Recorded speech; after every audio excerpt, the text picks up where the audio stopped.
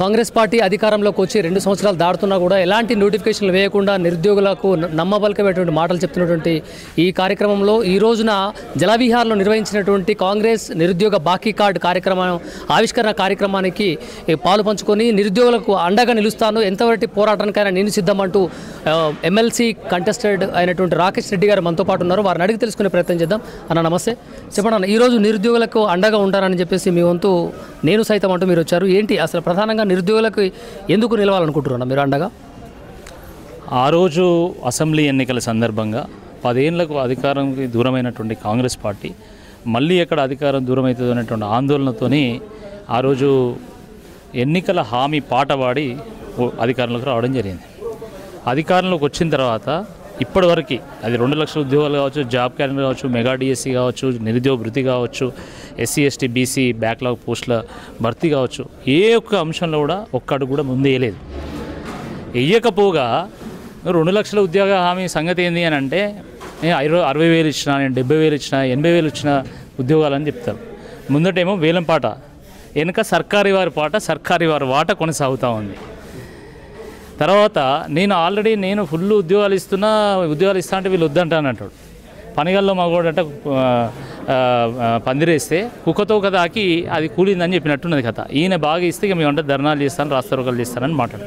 అంటే దీన్ని ఎండగట్టడానికి BRS party ఒక బాకీ కార్డు ఆవిష్కరించినటువంటి నేపథ్యంలో దాని నుండి స్ఫూర్తి పొంది నిరుద్యోగ జేఏసీ నాయకులు, విద్యార్థులు వాళ్ళు మేము కూడా ఒక బాకీ కార్డు రిలీజ్ చేస్తాం, నిరుద్యోగ బాకీ కార్డు రిలీజ్ చేస్తాం, దీంతో ప్రభుత్వానికి కనువిప్పు కావాలి, ఇది ఒక మాకు ఆయుధం కావాలని చెప్పి వాళ్ళు భావించిన నేపథ్యంలో ఈరోజు నిరుద్యోగ జేఏసీ ఇక్కడ ఏర్పాటు చేసినటువంటి ఈ ఆవిష్కరణ కార్యక్రమం గ్రాండ్ సక్సెస్ అయింది.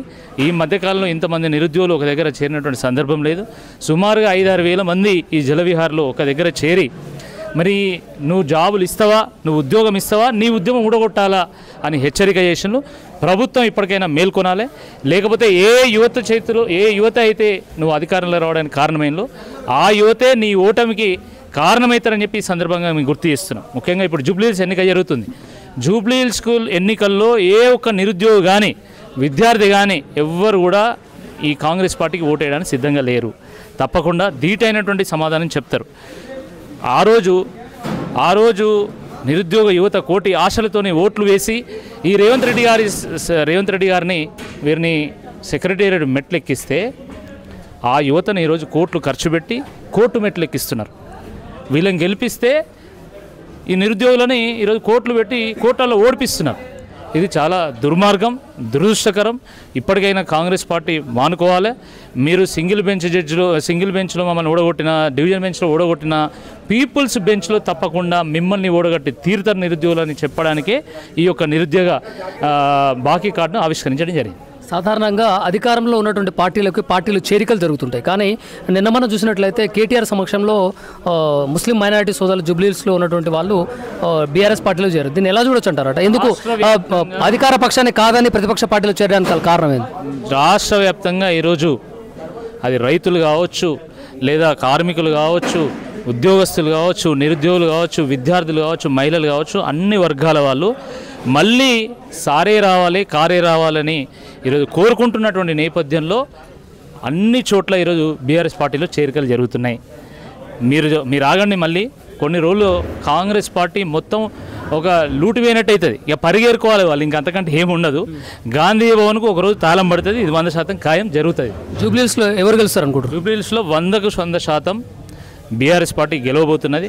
మీరు చూశారు ఎంతమంది RRR రైతులు, నిరుద్యోగులు, విద్యార్థులు ఎంతమంది నామినేషన్ వేసిందని అంటే ఎంత వ్యతిరేకత ఉంది. ఈ అబ్బాయి ఈయన వినయ్ విప్లవ్, ఈయన నిన్న పోయి నామినేషన్ వేసాడు.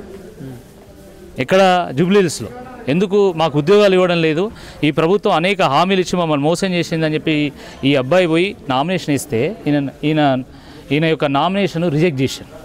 ఇట్లా దాదాపు నాకు తెలిసిన వాళ్ళే ఒక 30 మంది నిరుద్యోగులు నామినేషన్ రిజెక్ట్ అయ్యి బయటకు వచ్చారు. అంటే భయపడుతున్నది సర్కార్. మీరు ఎందుకు భయపడుతున్నారు? నిజంగా మీ విధానాల మీద మీకు నమ్మకం ఉంటే, మీ పరిపాలన విధానం మీద మీకు నమ్మకం ఉంటే మీరు ఈ నామినేషన్ ఎందుకు రిజెక్ట్ చేశారు? వాళ్ళు పోటీ చేస్తే వాళ్ళకి ఎందుకు ఓట్లు ఇస్తాయి అంటే ఈరోజు అభద్రతా భావంలో ఉంది, తీవ్రమైనటువంటి వ్యతిరేకత ఉంది. కాబట్టి ఈరోజు కాంగ్రెస్ పార్టీని తప్పకుండా ఓడించడం ఖాయం. జూబ్లీహిల్స్ ప్రజలే కథానాయకులు అవుతారు. తప్పకుండా ఒక మార్గాన్ని చూపుతారు ఈ రాష్ట్ర ప్రజలకి. మీ అనుభవపూర్వకంగా సెకండ్ పొజిషన్ ఏది ఉంటుంది అనేది ఏమనుకుంటున్నారు? అసలు పోటీ అనేది జూబ్లీహిల్స్లో కాంగ్రెస్ బీఆర్ఎస్ మధ్యలోనే ఉంది. BRS will win with a comfortable majority.